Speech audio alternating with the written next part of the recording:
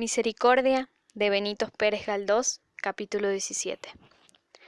Con el espantoso desequilibrio que trajeron al menguado presupuesto, las botas nuevas y los artículos de verdadera superfluidad, como pomada, tarjetas, etc., en los cuales fue preciso invertir sumas de relativa consideración. Se quedó Frasquito eternamente vacío de barriga y sin saber dónde ni cómo había de llenarla.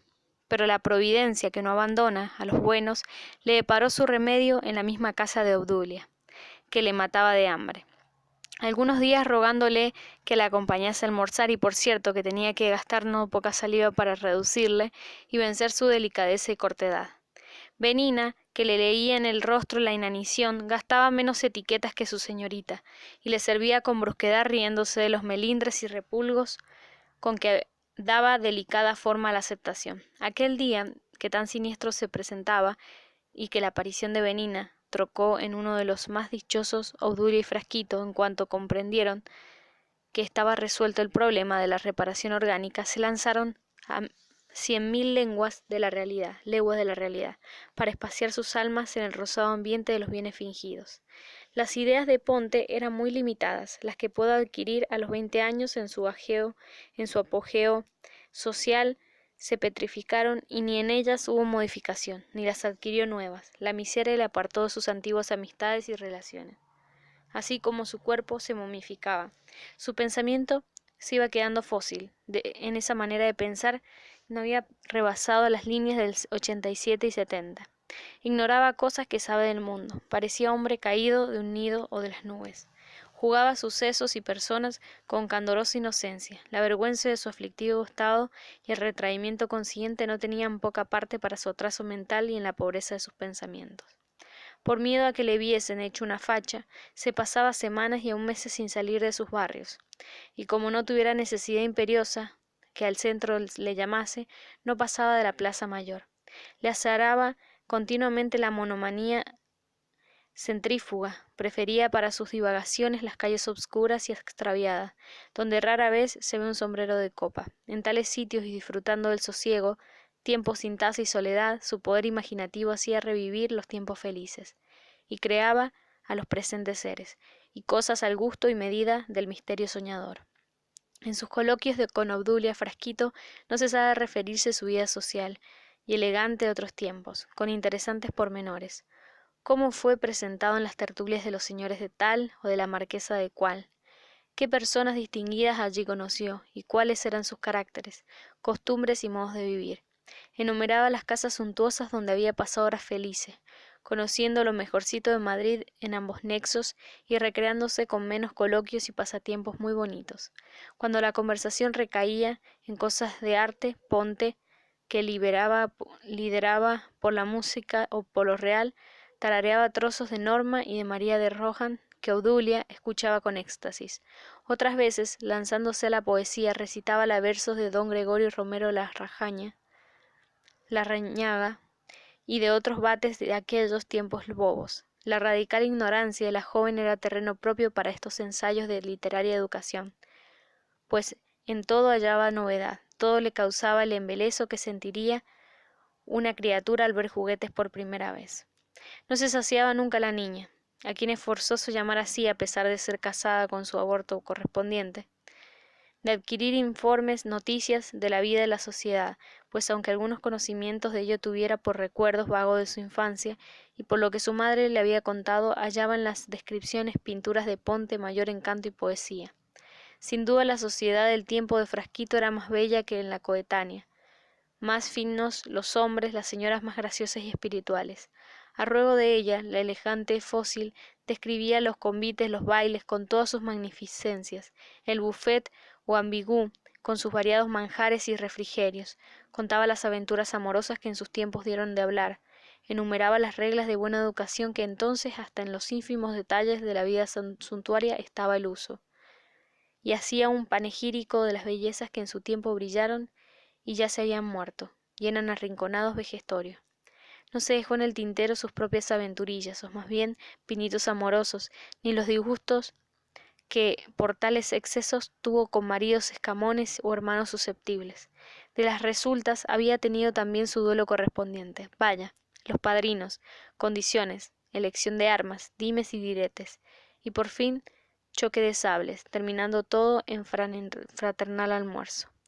Un día tras otro fue contando las varias peripecias de su vida social, la cual contenía toda variedad de libertinaje candoroso, de la elegancia pobre y de la tontería honrada. Era también Frasquito un excelente aficionado al arte escénico, y representó en distintos teatros caseros papeles principales en flor de día, la trenza de sus cabellos. Aún recordaba parlamento y bocadillos de ambas obras, que repetía con énfasis declamatorio, y que Obdulia oía con arrebatamiento, arrasados los ojos en lágrimas, dicho sea la frase de la época. Refirió también para ello que tuvo que emplear 2 sesiones y media. El baile en traje se dio, allá en los años de Maricastaña, y una señora marquesa o baronesa de no sé cuántos. Se olvidaría Frasquito, si 1000 años viviese aquella grandiosa y fiesta, a la que asistió el bandido Calabres.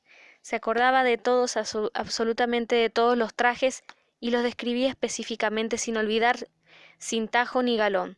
Por cierto que los preparativos de su vestimenta y los pasos que tuvo que dar para procurarse las prendas características le robaron todo el tiempo día y noche, que faltó semanas enteras a la oficina y que le vino la primera cesantía y con la cesantía sus primeros atrasos. Aunque en muy pequeña escala también podía Frasquito satisfacer otra curiosidad de Obdulia, la curiosidad o más bien ilusión de los viajes. No había dado la vuelta al mundo, pero había estado en París, y para un elegante esto quizás bastaba. París. ¿Y cómo era París? Obdulia devoraba con los ojos al narrador. Cuando éste refería con hiperbólicos arranques las maravillas de la gran ciudad, nada menos que en los esplendorosos tiempos del Segundo Imperio, a la emperatriz Eugenia, los campos elíseos, los bulevares Notre Dame, Palais Royal. Y para que en la descripción entrara todo, Mabile, las Loretas. Ponte no estuvo más que mes y medio, viviendo con grande economía y aprovechando muy bien el tiempo, día y noche, para que no se le quedara nada por ver. En aquellos 45 días de libertad parisense gozó lo indecible y se trajo a Madrid recuerdos e impresiones que contar para 3 años seguidos. Todo lo vio, lo grande, lo chico, lo bello, lo raro. En todo metió su nariz chiquita y no hay que decir que se permitió su poco de libertinaje, deseando conocer los encantos secretos y seductoras gracias que esclavizan a todos los pueblos, haciéndoles tributarios de la voluptuosa Lutecia. Precisamente aquel día, mientras Benina, con diligencia suma trasteaba en la cocina y comedor, Frasquito contaba a Obdulia cosas de París, y tan pronto, en su pintoresco relato, descendía las alcantarillas como se encaramaba en la torre del pozo artesiano de Granelle. Muy cara es la vida en París, le dijo su amiga.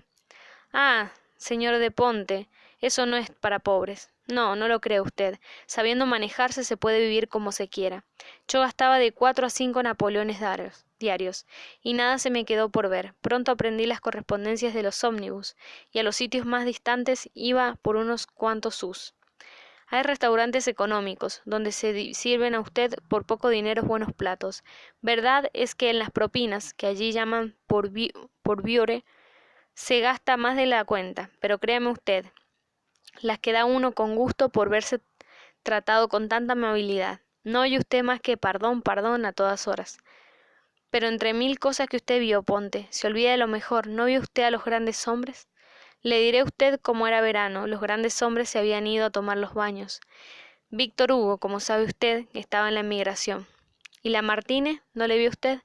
En aquella época ya el autor de Graciela había fallecido. Una tarde los amigos que me acompañaban en mis paseos me enseñaron la casa de Thiers y el gran historiador, y también me llevaron al café donde por invierno solía tomarse su copa de cerveza Paul de Kock. Y el de las novelas para reír tiene gracia, pero sus incidencias porquerías me fastidian. También le vi a la zapatería donde hacían las botas de Octavio Feuillet. Por cierto, que allí me encargué unas que me costaron 6 napoleones, pero qué chura, qué género, me duraron hasta el año de la muerte de Prim. ¿Ese Octavio? ¿De qué es autor? De Sibila y otras obras lindísimas. No le conozco. Creo confundirle con Eugenio Sue, que escribió, si no recuerdo más, Los pecados capitales y Nuestra Señora de París. Los misterios de París, quiere decir usted. Eso, ay, me puse mala cuando leí esa obra, de la gran impresión que me produjo. Se identificaba usted con los personajes y vivía la vida de ellos. Exactamente, lo mismo me ha pasado con María y la hija de un jornalero. A esto le avisó a Benina de que ya tenía preparada la pitanza, y le faltó tiempo para caer sobre ella y hacer los debidos honores a la tortilla de escabeche y a las chuletas con patatas fritas.